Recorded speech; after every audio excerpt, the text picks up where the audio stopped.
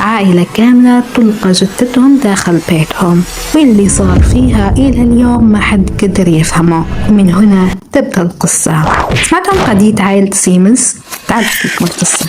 أرجعكم في ليلة 22 أكتوبر سنة 1966. كانت ليلة عادية في يوم السبت. الأب روبرت والأم هيلين وبنتهم الصغيرة جوي جالسين في بيتهم مثل أي أسرة طبيعية، ما عندهم مشاكل وما عندهم أي عداوات، وحياتهم هادية مرة. لكن الليلة هذه تحديدا تغير كل شيء. الجيران لاحظوا أن البيت غارق بالهدوء أكثر من المعتاد، ما في أي حركة. وبعد فترة قرروا يدخلون يتأكدون، وهنا كانت الصدمة. شافوا الأب والأم والبنت مقتولين داخل البيت، وطريقة القتل كانت بشعة وغامضة بنفس الوقت، وما في أي دليل واضح، لا بصمات واضحة ولا آثار تدل على يلي دخل. حتى الشرطة لما جت انصدمت.